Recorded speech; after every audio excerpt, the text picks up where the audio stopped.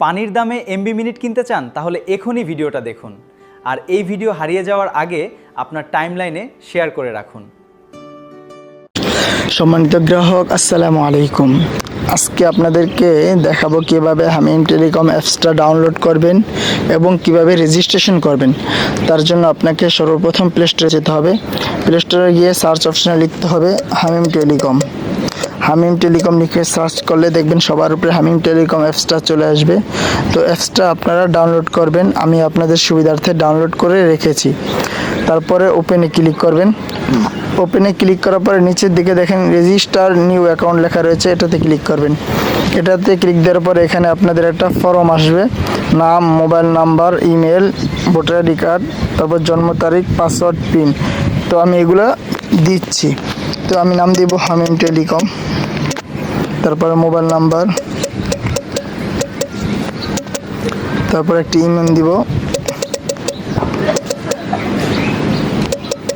যে কোনো একটি ইমেল দিতে পারেন।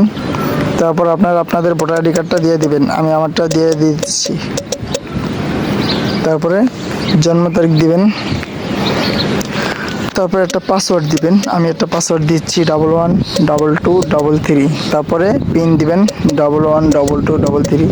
আপনারা আপনাদের সুবিধার্থে যে কোনো একটা দিতে পারেন, কোনো সমস্যা নেই।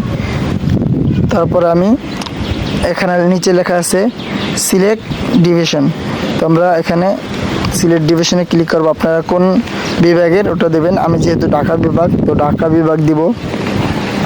তারপরে এখানে আছে সিলেক্ট ডিস্ট্রিক্ট, তো ডিস্ট্রিক্ট হলো ঢাকা। তারপরে উপজেলা কেরানীগঞ্জ, পরে এখানে দিবেন ইস্পাহানি, তারপরে কদমতলী, এভাবে দিবেন।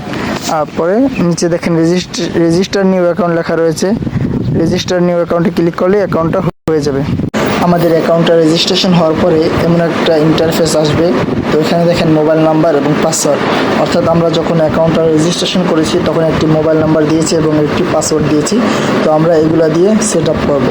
সেট আপ দেওয়ার পরে আমরা এখানে লগ ইনে ক্লিক দেবো, তাহলে আমাদের অ্যাকাউন্টটা ওপেন হয়ে যাবে। তো আমরা এগুলো দিয়ে দেখাচ্ছি। তো আমি আমার মোবাইল নাম্বারটা দিচ্ছি 85। তারপরে আমরা যে পাসওয়ার্ডটা দিয়েছি ওই পাসওয়ার্ডটা দিব।